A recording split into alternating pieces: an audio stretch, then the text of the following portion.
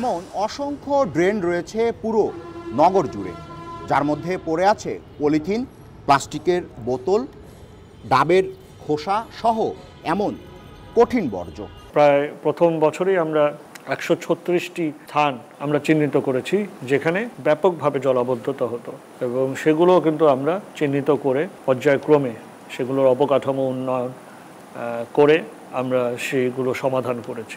এখন আমরা পরিষ্কার করতে চাচ্ছি, এইগুলোর ভিতরের জন্য কেউ আমরা কোনো ধরনের পলিথিন, প্লাস্টিক, অন্যান্য দ্রব্য যেন না ফেলি। খালগুলোকে চিহ্নিত করে একটি নেটওয়ার্কের অধীনে মহাপরিকল্পনা নিয়ে প্রত্যেকটাকে উদ্ধার করা, সহজেই এই ধারণকৃত পানিকে নদীতে ফেলে দেওয়ার ব্যবস্থা করা।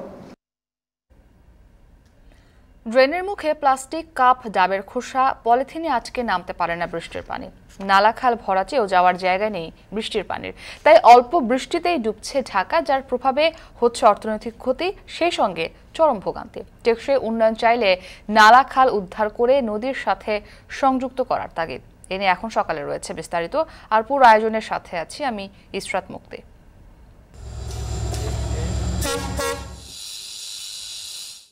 লোক আনলোড হবে, অনেক লোকের কর্মসংস্থান হবে, অনেক ব্যবসায়ী মহল দাঁড় হয়ে যাবে, এলাকার অনেক উন্নয়ন হবে, বিভিন্ন খাদ্যদ্রব্য আদান প্রদান হবে, এটা জনগণের সুবিধায় আসবে। 24 আওয়ার্স কাজ করবে, সেক্ষেত্রে আশেপাশে যত দোকানপাট আছে তাদেরও বেচা কেনা হবে এবং পাশাপাশি দোকানও বাড়বে রাস্তাঘাটে বিভিন্ন জায়গাতে। ভারত থেকে পণ্যবাহী যে ট্রেনগুলো আসে সেগুলো ওখানে দাঁড়াতে পারবে এবং পণ্য খালাস করা এবং ভারতে পণ্য পাঠানোর ক্ষেত্রেও ভূমিকা রাখবে।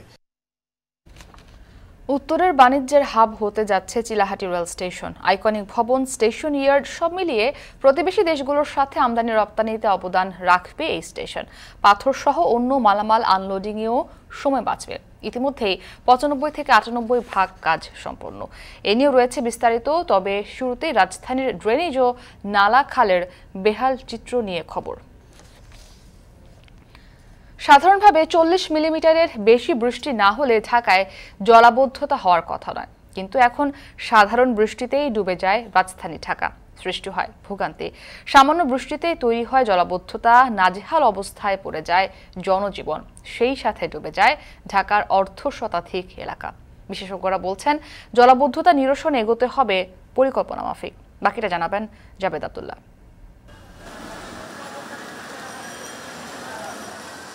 সড়কের পানি ছাপিয়ে উঠেছে ফুটপাতে, তলিয়ে গেছে দোকানপাট, পথচারীদের ভোগান্তি চরমে। ঢাকায় কোথাও আধা ঘন্টা ঝুম বৃষ্টি হলেই এমন পরিস্থিতির মুখোমুখি হচ্ছে নগর জীবন।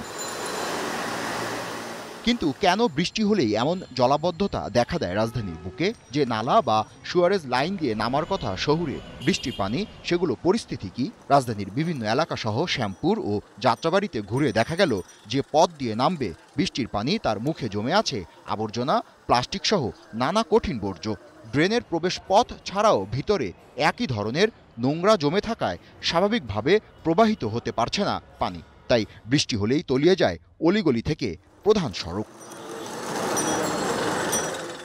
গবেষণা বলছে রাজধানী ঢাকায় 6100 টন গৃহস্থালী বর্জ্য উৎপাদিত হচ্ছে প্রতিদিন, যা নির্ধারিত স্থান বা ডাস্টবিনে না ফেলায় অনেক ক্ষেত্রে এসে জমা হয় ড্রেনে, অচল করে দিচ্ছে নগরীর পানি নিষ্কাশনের স্বাভাবিক ব্যবস্থাপনাকেও। ড্রেনে এবার জাম হয়ে যায়, জাম হয়ে গেলে এই পানি পুরো রাস্তা বন্ধ হয়ে যায়। পরিষ্কার যদিও হয়, আবার এই মানুষ জনগণ আবার ওই ড্রেনের সামনে রেখে দেয়। অনেক দোকানদার মাল ভিজে আছে, দোকানে পানি উঠে আছে, দোকানে মাল নষ্ট হয়ে আছে। ড্রেনে আপনি বিভিন্ন রকম পলিথিন, বোতল, এই সমস্ত যাই আপনার ড্রেন আটকে যায়।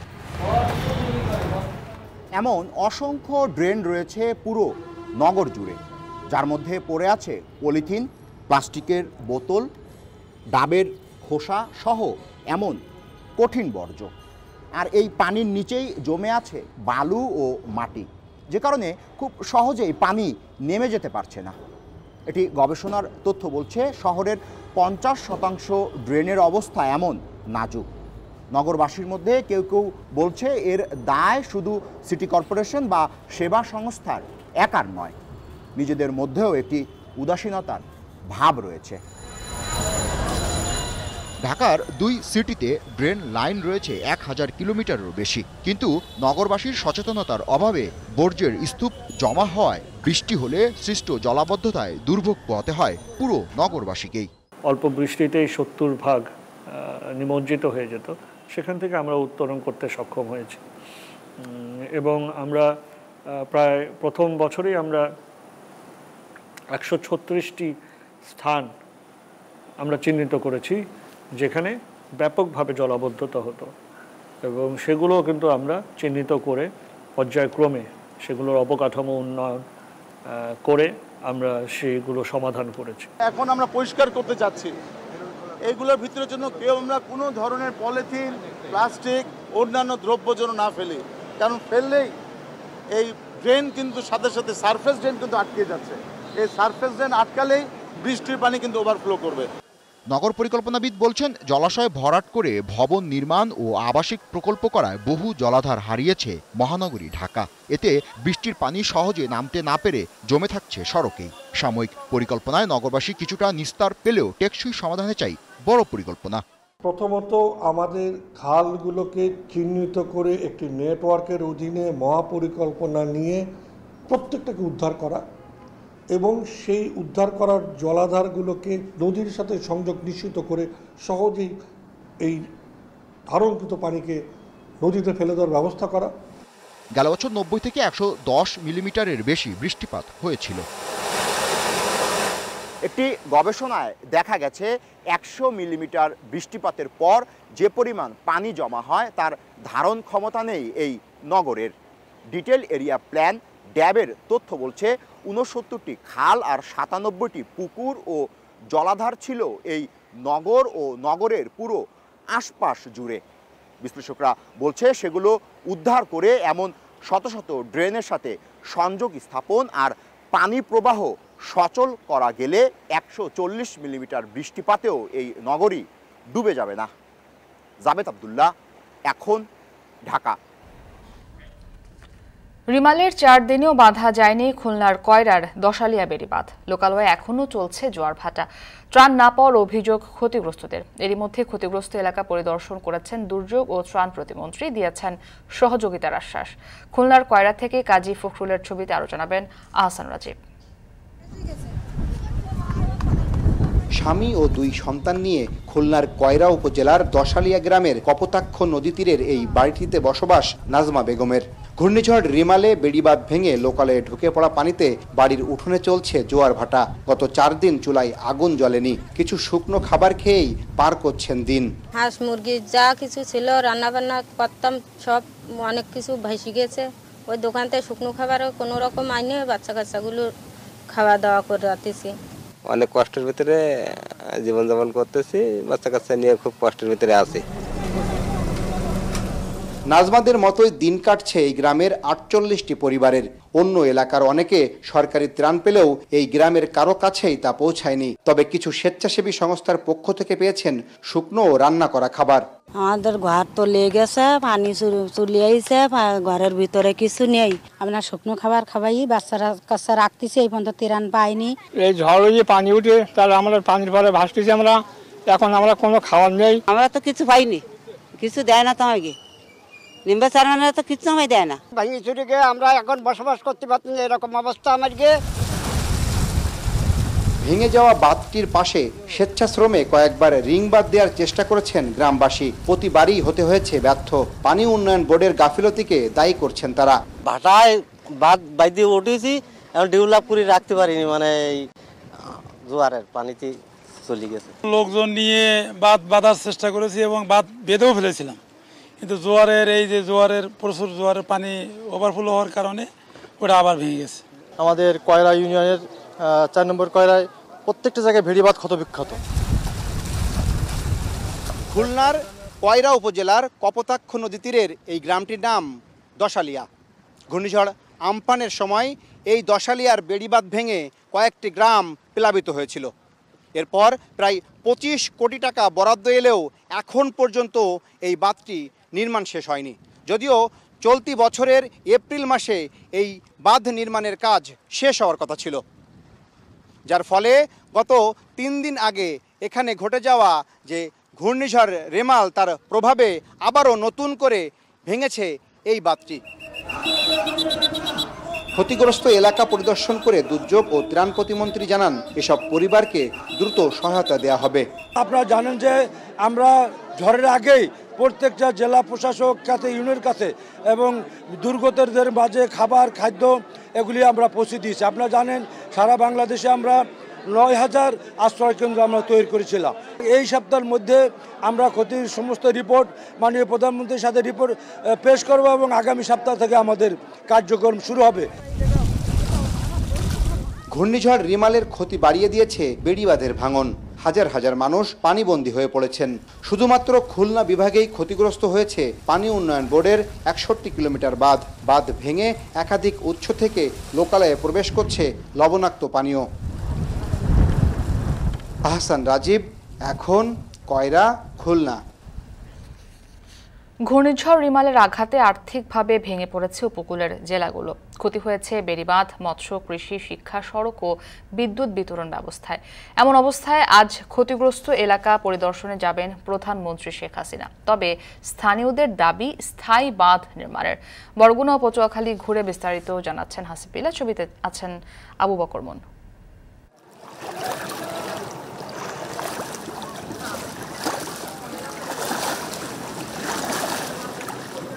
নদী জীবন জীবিকার অবলম্বন, কখনো বা ধ্বংস আতঙ্কের রূপও।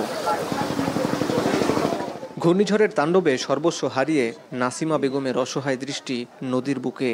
ফ্রিজ, টিভি, আসবাব সবকিছুই ভাসিয়ে নিয়ে গেছে রিমাল, এই পায়রা নদী। বন্যা থামছে পরে আইয়ে দেয় কি আমাকে এই তো এই অবস্থা, কোনো মাল সাবানা কিচ্ছু পাইনি। আমাকে ওই মানে দেয় খিচুড়ি, এবারে আজ দেশে ভাত রান দিয়ে সেই আমরা খাইছি। উপকূল থেকে ৪০ কিলোমিটার ভিতরে প্রায় ১৫ ঘন্টার ঘূর্ণিঝড়ে লণ্ডভণ্ড নদী পাড়ের সবগুলো ঘরবাড়ি। ঘরের কাঠ, টিন, গাছপালা কিছুই টেকে নেই ঝড়ের সামনে। ভেসে গেছে জেলেদের জাল, নৌকা, সবকিছু হারিয়ে নিঃস্ব স্থানীয়রা। জেলে ভাইদেরকে সম্পূর্ণ নিঃস্ব হয়ে গেছে, পথহারা, এবং এমনকি তাদের কর্মসংস্থান ধ্বংস হয়ে গেছে। এই জায়গাতে দাঁড়াই থেকে আমরা আর কি খাম্বা ধরে ধরে কান্নাকাটি করছি অনেক, আর দেখছে যে আমাকে ঘর দূর বাইসে যায়। বরগুনা জেলার আমতলী পৌরসভার ৫ নম্বর ওয়ার্ডে প্রায় ৫ শতাধিক ঘর। ঘূর্ণিঝড় রিমালের প্রভাবে এখানে ক্ষতিগ্রস্ত ঘরের সংখ্যা প্রায় ২৫০। এই ঘরগুলো এখন বাস অনুপযোগী। এখানকার মানুষরা রয়েছেন নিরাপদ পানির অভাবে, এখানে রয়েছে খাদ্য সংকটও। সোমবার ৮ থেকে ১০ ফুট পানিতে তলিয়ে যায় নদী তীরের গ্রাম। ভেঙে যায় মসজিদের দেয়াল, নদীতে বিলীন হয়ে যায় আমতলী ফেরিঘাটের বেশ কিছু দোকান। অসহায় দোকানিরা। একদম হালকা হালকা বাতাস, এই বাতাস হয়েছে পরে একটা মেঘাচ্ছন্ন হয়েছে, এই হওয়ার পরে শুরু হয়ে গেছে। নদীর পারে এখানে আমার একটা দোকান ছিল, চার দোকান। আমি মালামাল কিছু সরাতে পারি নাই। তুফানের বাড়িতে আমার তো বাসায় নিয়ে যায়, তখন আমি ওই দোকান থুয়ে তারে উঠে গেছি। মালামাল কিছু দেখতে পাইনি, দোকানপাট সব চলে গেছে, স্রোতে নিয়ে গেছে দোকানপাট। পৌরসভা থেকে কিছু ত্রাণের আশায় বুধবার বিকেলে ক্ষতিগ্রস্তদের ভিড় দেখা যায় ঘাট পাড়ে। তবে স্থানীয়দের দাবি ত্রাণ নয়, তারা চায় স্থায়ী সমাধান, শক্ত বেড়িবাঁধ। এই বাঁধটা করে দিলে আমরা খুশি হবো, আমাকে চাল ভাত লাগবে না, আমাকে 10 কেজি 5 কেজি চালের দরকার নাই, আমাকে বাঁধটা করে দেন খালি। ঘূর্ণিঝড় রিমেলের তাণ্ডবে বরগুনায় বন্যা দুর্গত মানুষের সংখ্যা প্রায় ৫ লাখ। এ জেলায় নিহত ১, আহত ৩৭ জন। ১৩টি পয়েন্টের প্রায় ১২ কিলোমিটার বেড়িবাঁধ ভেঙে গেছে, প্লাবিত হয়েছে ৩ শতাধিক গ্রাম। পাশের জেলা পটুয়াখালীতে নিহত হয়েছেন ৩ জন, ক্ষতিগ্রস্ত হয়েছেন ৩,৩৮,০০০ মানুষ। কৃষিতে ক্ষতি ২৬ কোটি ২১ লাখ টাকা এবং মৎস্যে ২৮ কোটি ৬৯ লাখ টাকা। ঘূর্ণিঝড় রিমালের তাণ্ডবে ক্ষতিগ্রস্ত এলাকা পরিদর্শন করবেন প্রধানমন্ত্রী শেখ হাসিনা। বৃহস্পতিবার ঢাকা থেকে হেলিকপ্টার যোগে দুর্যোগপ্রবণ পটুয়াখালীর কলাপাড়ার মাঝারুদ্দিন কলেজ মাঠে ক্ষতিগ্রস্তদের মাঝে ত্রাণ সামগ্রী বিতরণ করবেন তিনি। তিনি কিভাবে এই সংকট কাটা ওঠা যায় এবং এই সমস্যাগুলিকে, সেই জন্য তিনি নিজের ষষ্ঠকে দেখার জন্য মূলত আগামীকাল আসতেছেন। খাদ্য বলেন, বিস্কুট বলেন, পানি বলেন, জিআর বলেন, আমাদের এবং শিশু খাদ্য, গোখাদ্য যত কিছু দরকার ইতিমধ্যে আরও 3 দিন আগে আমাদের এলাকায় প্রত্যেক বাংলাদেশের দুর্গত এলাকায় আমরা পৌঁছে দিছি। সরকার প্রধানের আগমন উপলক্ষে ইতোমধ্যে সব প্রস্তুতি নিয়েছে স্থানীয় প্রশাসন। হাসিবিল্লাহ, এখন ঢাকা। অতিবৃষ্টি ও উজান থেকে নেমে আসা পাহাড়ি ঢলে সিলেটের গোয়াইনঘাট ও জৈন্তাপুর উপজেলার হাওর ও নিম্নাঞ্চল প্লাবিত হয়েছে। পানিবন্দী রয়েছেন লক্ষাধিক মানুষ। বিপদসীমার উপর দিয়ে বইছে গোয়াইন, ধলাই, সারি ও সুরমা নদীর পানি। এ বিষয়ে আরো জানাতে সিলেট থেকে আমাদের সঙ্গে যুক্ত হয়েছেন গুলজার আহমেদ। গুলজার, জানাবেন যে পানি কি এখনো বাড়ছে কিনা, সেই সঙ্গে আগামীতে বৃষ্টির আর কোনো পূর্বাভাস আছে কিনা? মুক্তি, আসলে পানি বৃদ্ধি এটি এখনও অব্যাহত রয়েছে। বিশেষ করে গতকাল থেকে যে বৃষ্টি শুরু হয়েছে, যদিও সিলেটে বৃষ্টি কম হলেও মূলত মেঘালয়ের বৃষ্টি এই যে পাহাড়ি ঢলের অন্যতম কারণ। আমরা বর্তমানে জৈন্তাপুর এলাকায় আছি। এখানে যে সারি নদী যেটি আছে সেটি আসলে বিপদসীমার অনেক উপর দিয়ে পানি প্রবাহিত হচ্ছে। বিশেষ করে সড়কের যে তীরবর্তী এলাকাগুলো ছাড়া বাকি যতগুলো এলাকা আছে, অর্থাৎ নিম্নাঞ্চল বা হাওর অঞ্চল অথবা সীমান্ত এলাকা যদি আমরা বলি, প্রত্যেকটি এলাকায় ইতিমধ্যে প্লাবিত হয়ে গেছে। গতকালকে বিকেল 5টার পর থেকে মূলত পাহাড়ি ঢল অব্যাহত থাকে এবং সেটি এখনও আছে। এখন কিছুটা বৃষ্টি থেমেছে, কিন্তু এর আগে ভোররাত 3টা থেকে সকাল 7টা পর্যন্ত জলাধারে আসলে বৃষ্টি প্রচুর পরিমাণ হয়েছে এবং অতিবৃষ্টি হয়েছে। কি পরিমাণ বৃষ্টি হয়েছে সেটি যদিও এখনও আবহাওয়া অফিস আমাদেরকে জানাতে পারেনি, হয়তো আরও কিছুক্ষণের মধ্যে তারা বৃষ্টিপাত জানাবে।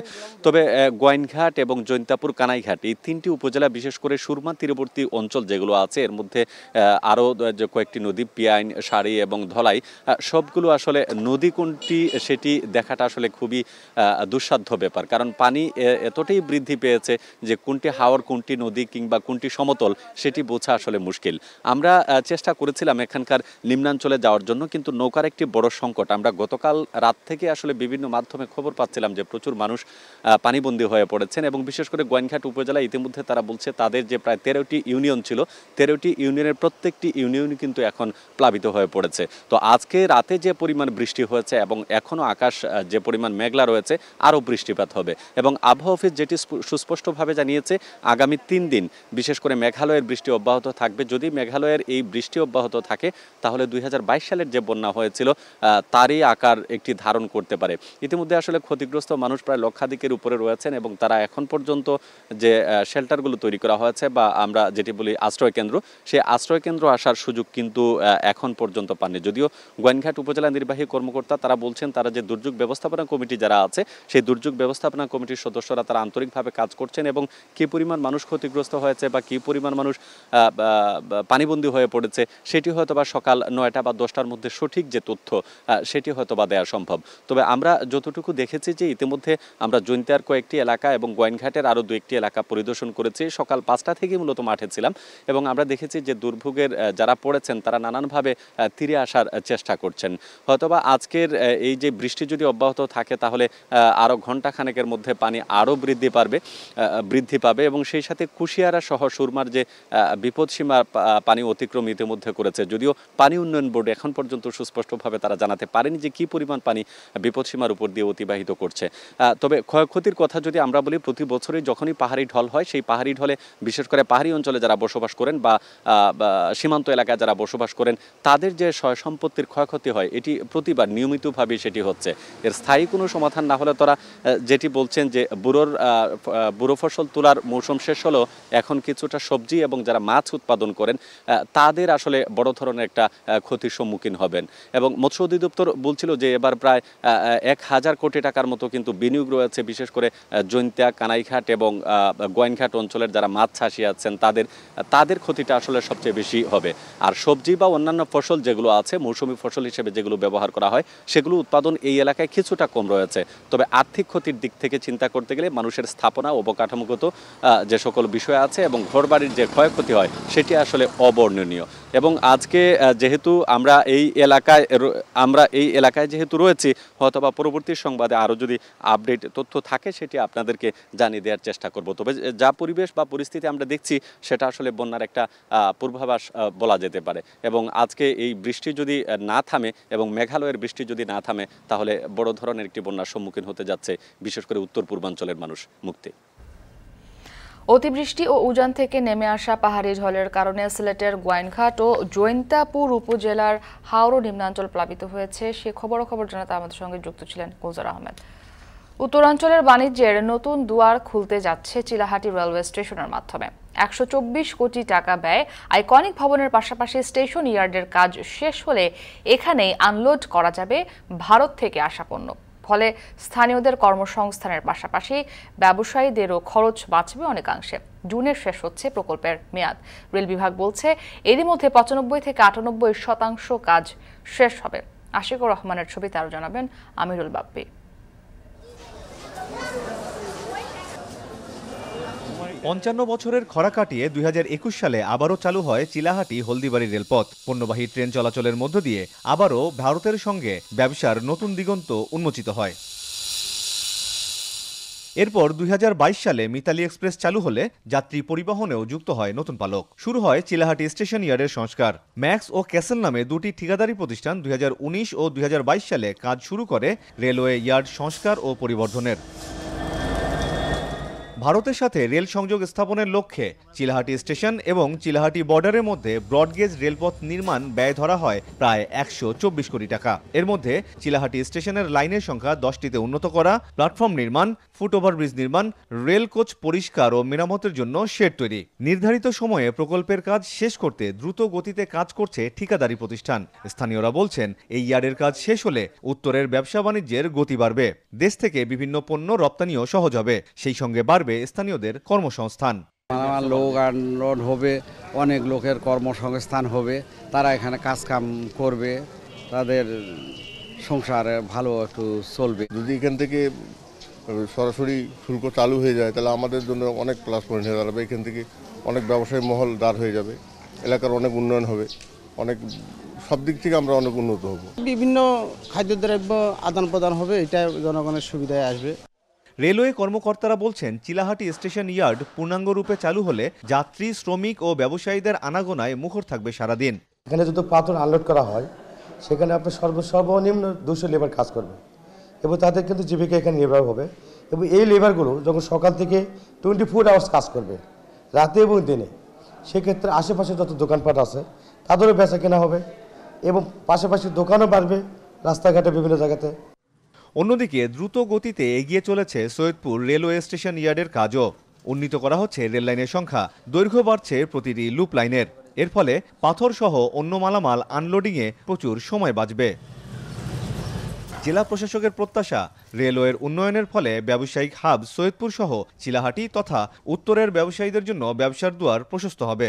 জুন মাসের মধ্যে এই কাজটিও শেষ হবে। সেটা হলে ওখানে ভারত থেকে পণ্যবাহী যে ট্রেনগুলো আসে সেগুলো ওখানে দাঁড়াতে পারবে এবং পণ্য খালাস করা এবং ভারতে পণ্য পাঠানোর ক্ষেত্রেও ভূমিকা রাখবে। তো সবকিছু মিলে ব্যবসা বাণিজ্যের ক্ষেত্রে একটা বড় ধরনের পরিবর্তন আসবে বলে আমরা আশা করছি। জুনে শেষ হচ্ছে প্রকল্পের মেয়াদ। রেলওয়ে বিভাগ বলছে এই সময়ের মধ্যে শেষ হবে প্রকল্পের 95 থেকে 98% কাজ। সমস্ত ঝুট ঝামেলা শেষ করে দ্রুত গতিতে এগিয়ে চলেছে চিলাহাটি রেলওয়ে স্টেশন ইয়ার্ডের কাজ। একে একে এই স্টেশনে বসবে 10টি লাইন, আর তাতে করে মালামাল লোড আনলোড আরও সহজতর হবে। সেক্ষেত্রে ভারত থেকে রেলপথে শুধু পণ্য আমদানি নয়, রপ্তানির ক্ষেত্রেও বড় ভূমিকা রাখবে এই স্টেশন ইয়ার্ডটি। আর এখানে পণ্য ওঠানামা শুরু হলে একদিকে যেমন কর্মসংস্থান হবে, তেমনি সরকারের রাজস্বও বাড়বে অনেক বেশি। আমিরুল বাপ্পি, এখন চিলাহাটি, নীলফামারী। এখন সকালে নিচ্ছি একটি ছোট্ট বিরতি, ফিরছি একটু পর, সাথেই থাকুন।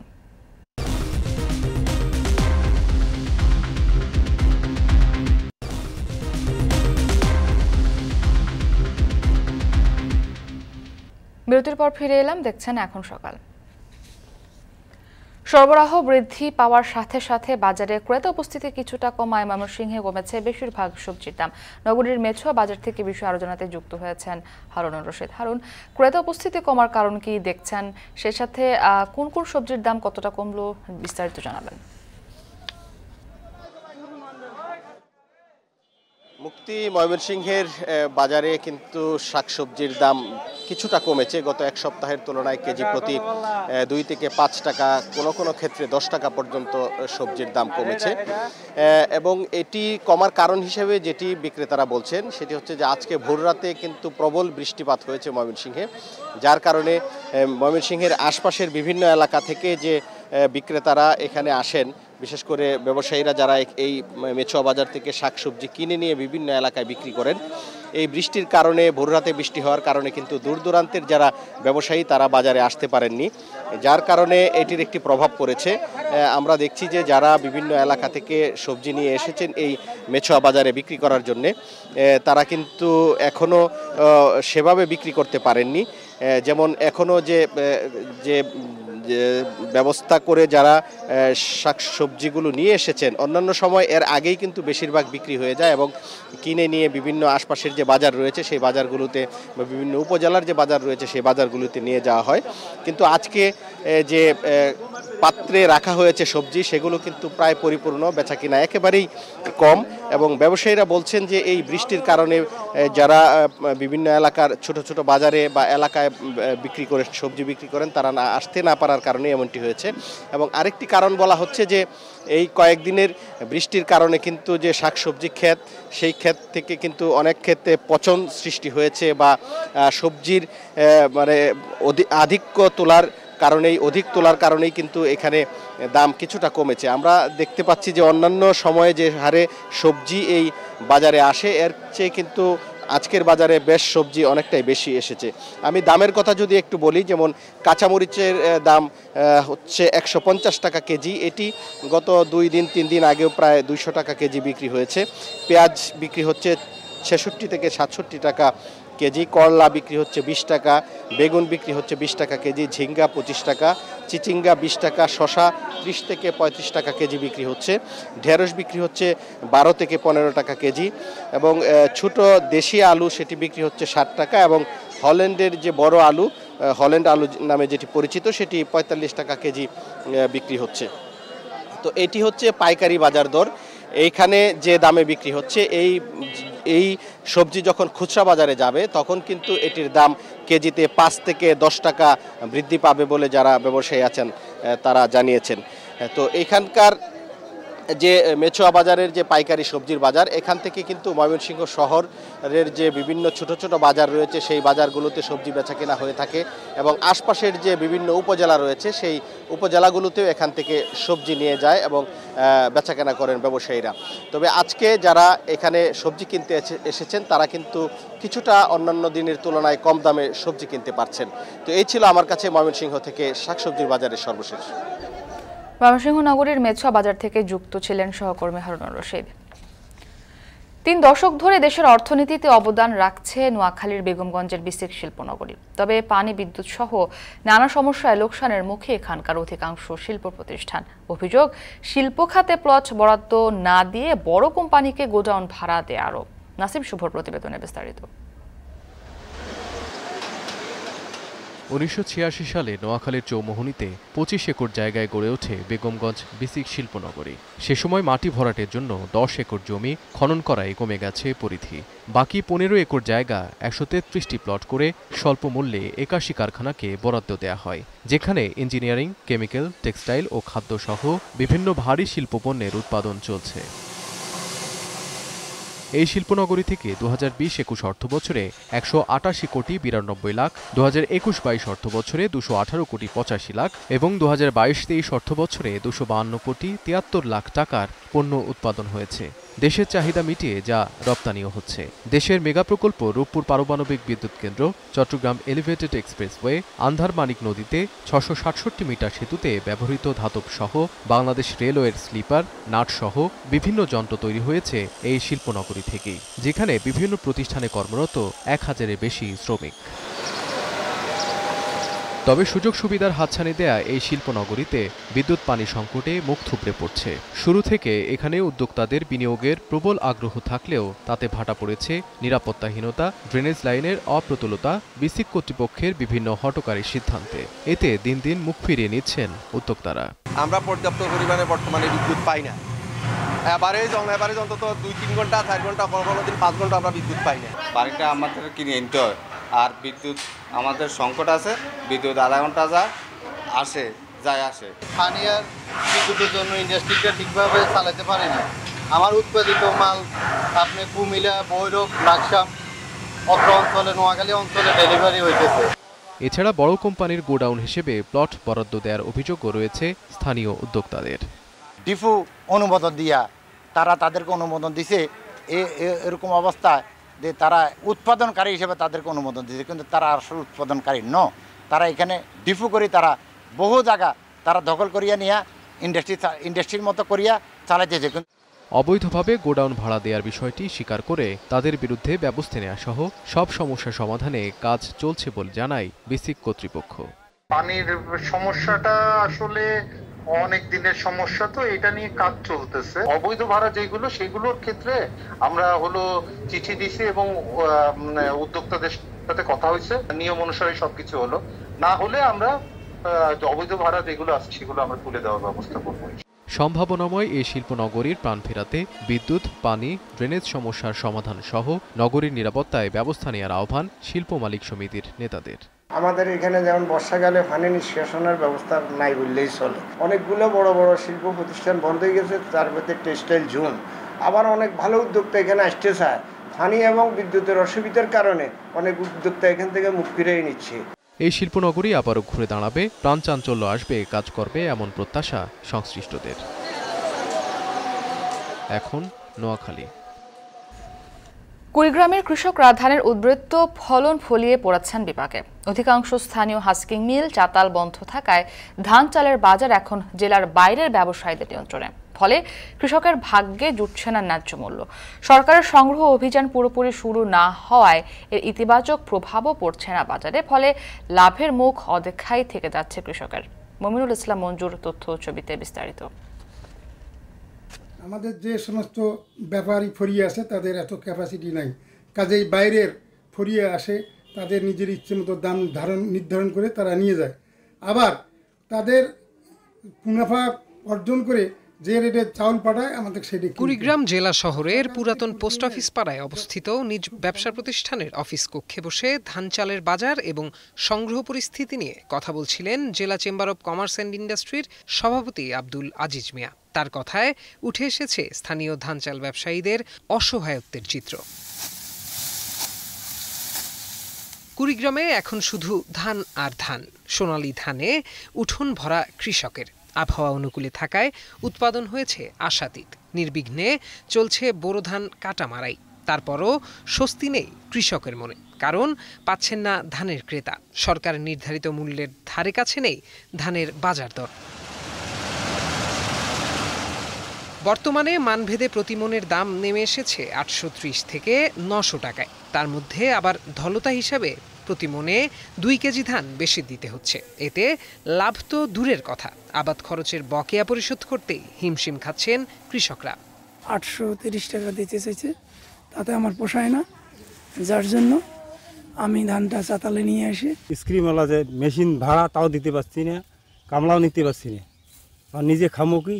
বেসরকারি পর্যায়ে ধানের মূল ক্রেতা হাস্কিং মিল, চাতাল মালিকরা। তবে তাদের উৎপাদিত চালের ভোক্তা পর্যায়ে কোনো চাহিদা নেই। তার উপর সরকারের সংগ্রহ অভিযানে নেওয়া হয় না তাদের চাল। ফলে দীর্ঘদিন ধরে 5 শতাধিক হাস্কিং মিল, চাতাল বন্ধ হয়ে আছে। কোনো রকমে চলছে হাতে গোনা ছোট বড় কয়েকটি অটো রাইস মিল। আমরা চাউল করলে সেটা বাজারও তো নেয় না, আবার মোট কথা ফুটো বসেও নেয় না। এই হাস্কিং মিলে উৎপাদিত যে চাল, এই চাল ভোক্তা পর্যায়েও কেউ চাহিদা নাই এবং সরকারিভাবে এই চাল সংগৃহীত হয় না।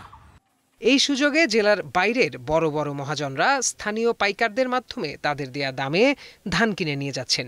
তারাই আবার তাদের নির্ধারিত দরে চাল পাঠাচ্ছেন। ফলে জেলার ধান চালের বাজার জেলার বাইরের ব্যবসায়ীদের নিয়ন্ত্রণে। হাস্কিং মিলের চাল আছে, কুড়িয়ে মেয়ে চাল কেউ খাইতে চায় না। এই কারণেই আমরা বাইরে থেকে, যেমন দিনাজপুর, সেতাবগঞ্জ বা অন্যান্য বিভিন্ন জায়গা থেকে চাল এনে এখানে বাজার নিয়ন্ত্রণ করা হয়।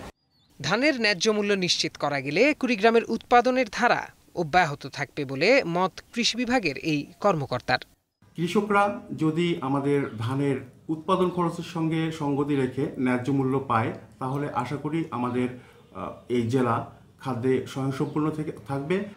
জেলায় এবার 22,799 মেট্রিক টন সিদ্ধ চাল ও 1014 মেট্রিক টন আতপ চাল সংগ্রহে এখন পর্যন্ত 466টি মিল, চাতাল মালিকের সাথে চুক্তি করা হয়েছে।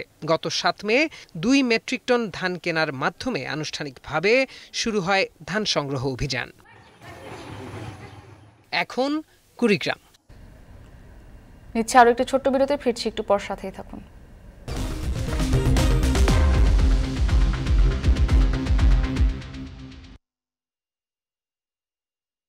বিরতির পর আবারও স্বাগত, দেখছেন এখন সকাল। অবশেষে এয়ারবাসে ঝুঁকছে বিমান বাংলাদেশ। তবে কার্গো নয়, ফ্রান্সের 4টি যাত্রীবাহী উড়োজাহাজ বিক্রির প্রস্তাবেই আগ্রহ বিমানের।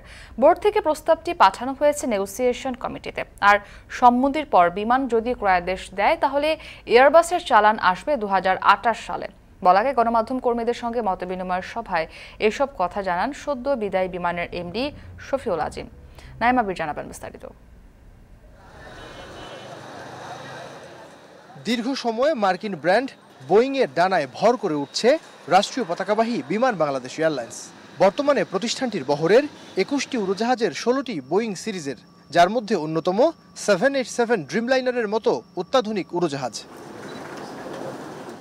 তবে গেল বছর ফ্রান্সের প্রেসিডেন্ট ইমানুয়েল ম্যাক্রোর বাংলাদেশ সফরে 10টি এয়ারবাস কেনার ব্যাপারে কথা হয়েছিল ঢাকা প্যারিসের। সে অনুযায়ী এয়ারবাস 2টি প্রস্তাব দিয়েছিল বিমানকে।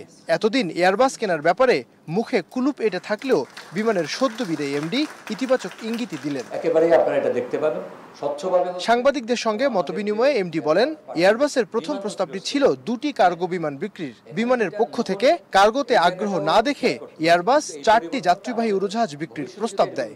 দ্বিতীয় প্রস্তাবটি আগের প্রস্তাবের চেয়ে কার্যকরী হওয়ায় বিমান বোর্ড সভায় ওঠে। বোর্ড এই বিষয়ে এগোনোর নির্দেশনা দিয়ে প্রস্তাবটি নেগোসিয়েশন কমিটিতে পাঠিয়েছে। টিএফসির যেটা রিপোর্ট পাওয়ার পরে বিমান বলেছে যে তখন নেগোসিয়েশন কমিটি করে দিয়েছে।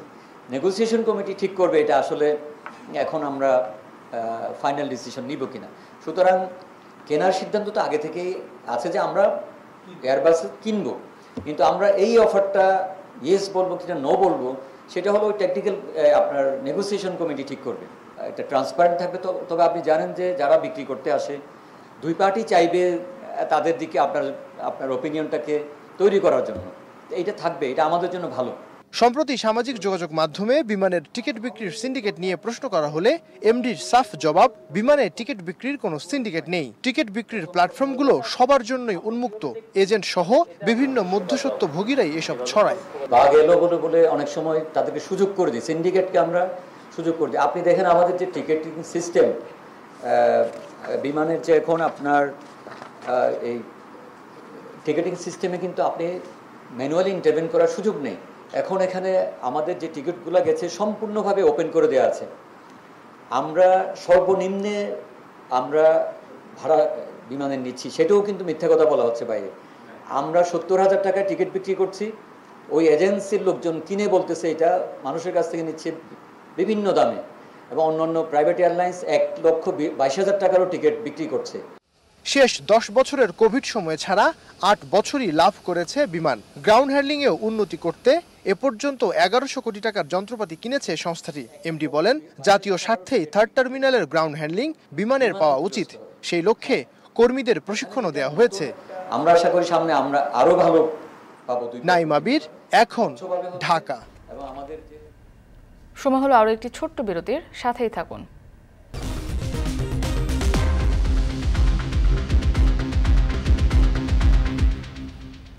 বিরতির পর স্বাগত এখন সকালে। পরিচিত কিংবা অপরিচিত, ইনস্টাগ্রামে সবার স্টোরিতে শোভা পাচ্ছে একটি ছবি, অল আইজ অন রাফা। 3 মাস আগে বিশ্ব স্বাস্থ্য সংস্থার এক কর্মকর্তার এই বক্তব্য সামাজিক যোগাযোগ মাধ্যমে ছড়িয়ে পড়ছে দাবানলের মতো।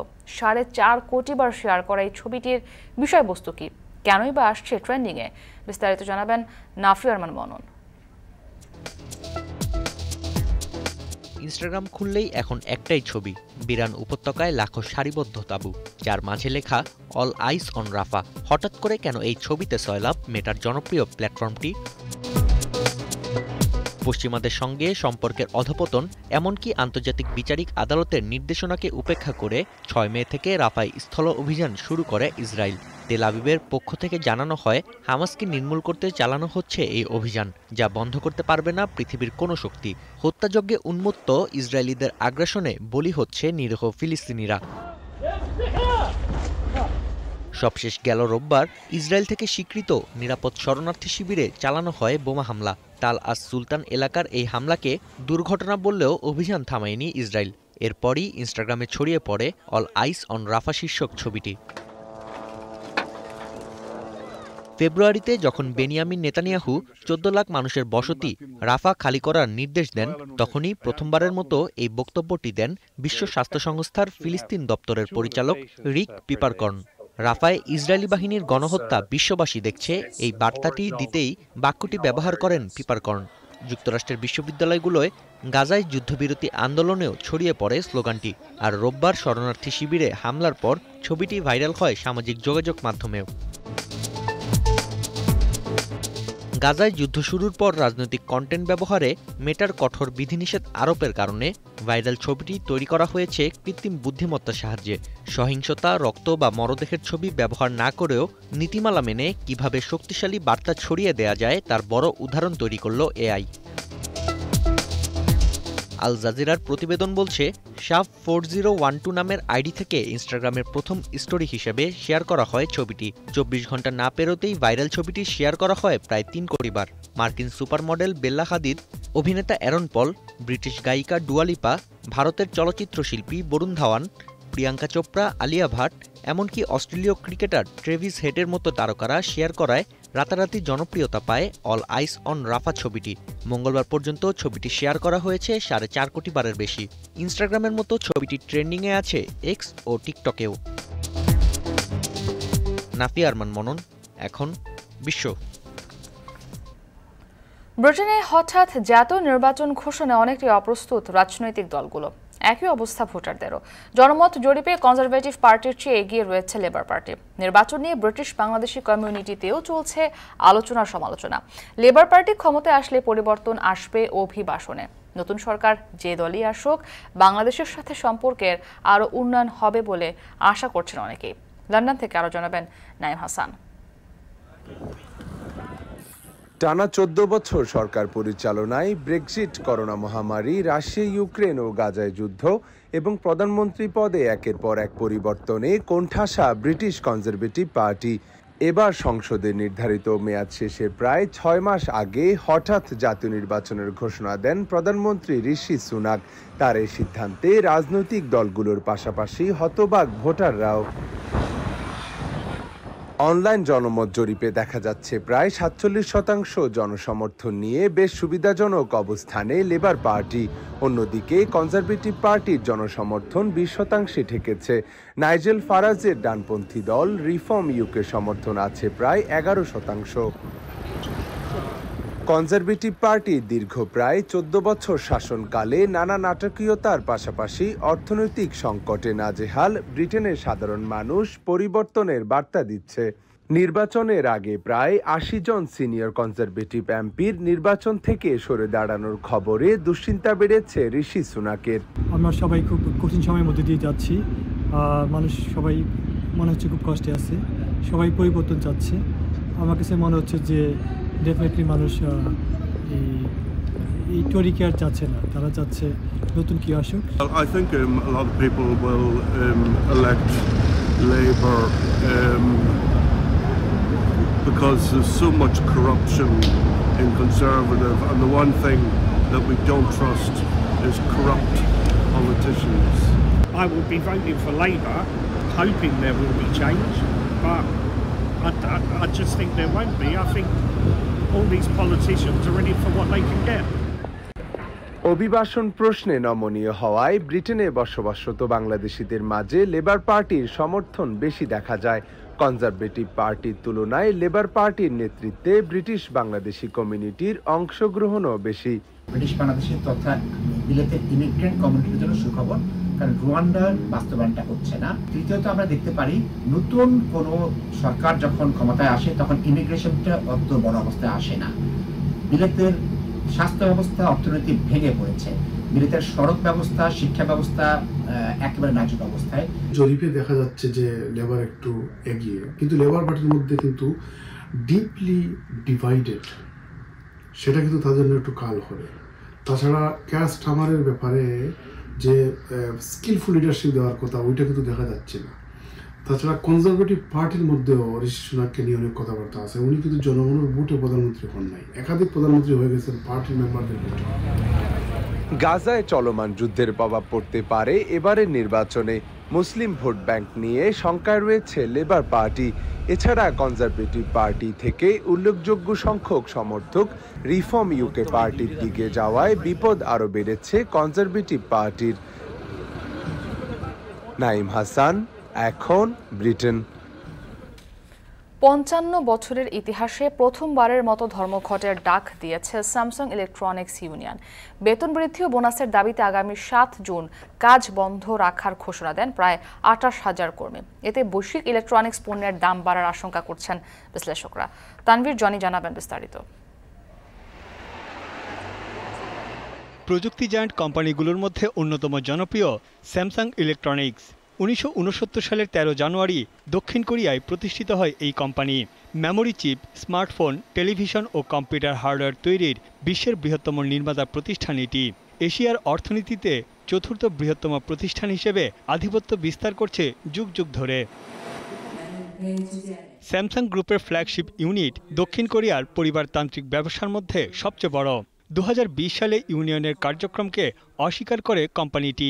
এরপরই বাজারে কারসাজি ও ঘুষের দায়ে কোম্পানির চেয়ারম্যানের বিরুদ্ধে মামলা হয়। মূলত তখন থেকেই জনসাধারণের নজরে আসে স্যামসাং গ্রুপের ব্যাপক অনিয়ম ও বিশৃঙ্খলার ঘটনা।